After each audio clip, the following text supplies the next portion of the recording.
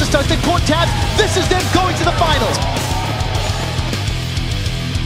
Low there, actually he's going to get hooked into it. There's a slow as well. He goes down. That is an open Nexus now for them to finish off. And it's going to be an Classico final here in the spring split. But look, it's a double kill for Genja. Unlimited gets pounced on. Diamond gets himself a kill in towards it. It's a triple kill. He's going to go towards it. Forgiven goes down into Quadra. Can they get the Penta on Youngbook? One more shot. It's a Pentakill for Genja. Winning the split would be really huge for us. It's going to be quite tense for me since they're my old team. We already won 2 splits and now we're going for the 3rd one. I hope it will go 5 games and then the better team's going to take it.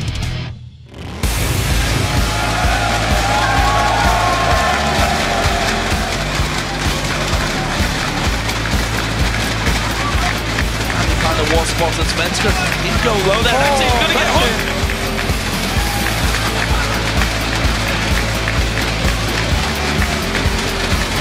Welcome, ladies and gentlemen, to the final day of the European League Championship Series Spring Playoffs. We're coming to you live from our studio in Cologne, Germany. I'm Joe Miller, alongside Lee Demon Smith, and today we crown one team the King of Spring and send them to represent Europe in the upcoming All-Star Invitational in Paris, France. And it is a classic battle for the title featuring longtime rivals SK Gaming and Fnatic. But before the final, Alliance and ROCCAT will put pride on the line as they fight to finish in the top 3. Well, first of all, let's talk about yesterday's action. We had some fantastic games as both semi-finals and the 5th place match went the distance to 3 games in every series. The first matchup featured Fnatic taking on Alliance, and that series was decided by objectives. Yeah, when Alliance got outmaneuvered by Fnatic in the last match, it fell to Froggen. He couldn't quite carry on Frizz, though. Next up, of course, was SK Gaming against ROCCAT, and ROCCAT came out with a very convincing game 1 and looked to sweep the series, but SK came back strong and managed to win 2 in a row. Yeah, ROCCAT absolutely exploded against SK with a clear plan to shut down Svenskeren and make Jesus a non-factor. But when SK adapted their picks and bans and identified ROCCAT's strategies, they were simply unable to use their superior team tactics, and they completely shut down the Polish powerhouse. And we closed out yesterday's games with Gambit facing the Copenhagen Wolves in a battle for 5th. There was a lot on the line for both teams, but after 3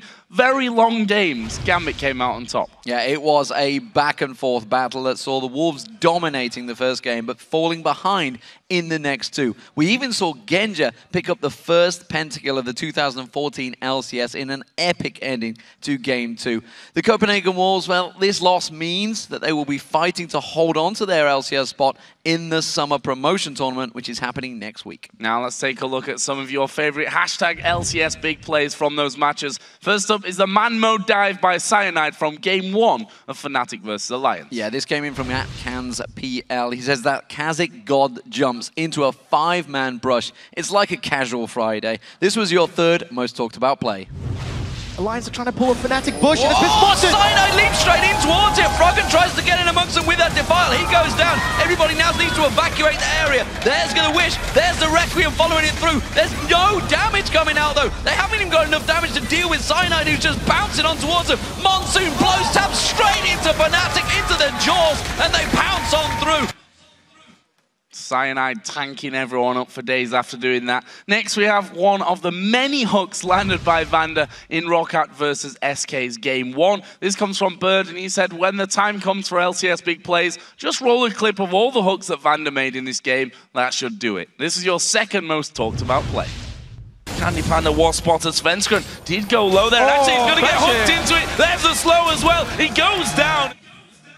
The box can come into the equation, and that super mega death rocket as the hook lands onto Enraged. Gonna knock him back here as he stands on the chompers. Gonna get slowed as well as the cocoon comes down. He's using intervention on himself. It's not gonna be enough to save his life as Svenskeren comes in the side. The flame comes down, but Svenskeren is gonna pay the price here, surely. Yes, he is. It's Sullivan that gets the kill. It just shows why SK continued to ban out Thresh against Vander. You cannot let it through. And finally, your most talked about moment was, of course, Genja's game-winning pentakill. And this came from Game 2 of Gambit versus the Copenhagen Wolves. It came in from @GustavoPoo, and he said, 1 man, 1 eyebrow, 5 kills. This was your #1 LCS big play. Baron down to half health. There's the mines being thrown out. Bouncing bombs again. Amazing jump straight into the team. He's taken down so quick though. It's going to be Genja that does the damage. Eddie is taken out of this one. The stun comes out, but look at it, it's a double kill for Genja. Unlimited gets pounced on. Diamond gets himself a kill in towards. It's a triple kill. It's going to go towards it. Forgiven goes down into Quadra. Can they get the Penta on Youngblood? One more shot. It's a pentakill for Genja. And would you believe Gambit Gaming? First pentakill of the LCS, and just goes to show what happens when Genja buys a last whisper. Absolutely. Finally. And remember, guys, you can send us your favorite plays from the matches by tweeting them to @LOLesports with the hashtag LCSBigPlays. So let's move on and take a quick look at our games today in the playoff bracket. Our first matchup has Alliance and Roccat as the two defeated teams from yesterday's semi-finals, and they will face each other in the third place match. Yeah, and as the two winning teams from those semi-finals, SK Gaming and Fnatic move into the championship game to compete in a best-of-5 for first place and to represent Europe at the All-Star Invitational in Paris. And remember, you can keep track of your favorite players and teams through stats, VODs of past games, and much more at LOLesports.com. That's also where you'll find our schedule of upcoming matches. Yeah, while you're there, tell us who you think will win in each series today. Just submit your picks and we'll check in before the first game in each matchup to see how you voted. And while you're there, also subject your voting. You've already chosen the players who you were thinking going to be making to the All-Stars. We also want to know the two All-Star Challenge teams, of course, the two players to go alongside them. This week, you can submit your votes to pick those two former pros to join those single teams for the Hexacle game that will be happening during All-Stars. Just log on to vote.lolesports.com and pick 2 of the 5 candidates, including our own North American shoutcaster, Jack. Should definitely vote for him. And former European World Champion, Shushe. The two who get the most votes will join those All-Star Challenge teams in a 6v6 Hexacle match on the Rift. Yeah, the All-Star event is going to be exciting, that's for sure. But don't forget that our summer promotion tournament begins next Thursday. We will have some great teams competing for a spot in the summer split here in Cologne, of course. And if you'd like to join us here in Cologne, you can get over and buy your tickets. They are available right now, so get them while you still can. And of course, we'd like to hear from you guys, so get on Twitter and tell us which European LCS player had the biggest influence on your own play style this split, and why. There's a lot of players that have played some impressive, especially the supports and the junglers. They have been very impressive. I think you got to look at, say, Vander, maybe with those hooks as well. Kind of makes me want to play Thresh, but I can't do it as well. That's for sure. We want to hear your answers, though, so send them over to @LOLesports and use the hashtag LCS so we can highlight our favorite responses later in the show. All right, then, let's send things over to Shox and Deficio, who are standing by with the Copenhagen Wolves' Youngbuck for a breakdown of today's games.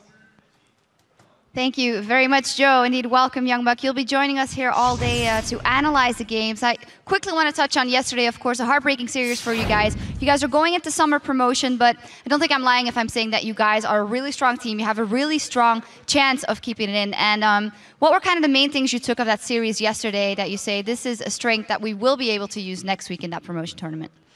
I think overall we had good champion selects and good game plans that we followed a lot. We just faltered when the pressure was very high and we had to be more decisive, and Gambit just beat us by pure experience. I 100% agree. I mean, the pick and ban phase for Copenhagen Wolves is actually one of the strongest we got here in Europe. They always get counter picks for everything, deep champion pools for all the members.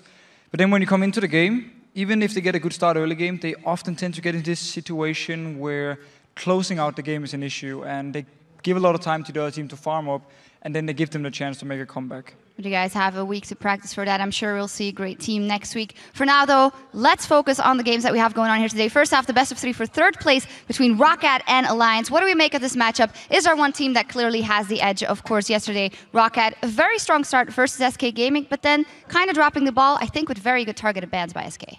Well, I think it showed Roccat had a tactical plan with these 5 champions. They used them both games against Gambit and also first game against SK, and it worked really well. But as soon as 2 of them, the Jax and the Thresh, was banned away, everything kind of fell apart for them. So we need to see today if they have adapted, if they have learned new champions, or not learned, but have some new champs ready, new comps ready, because we can expect Alliance at least to make sure Thresh and Jax are not going over to Roccat.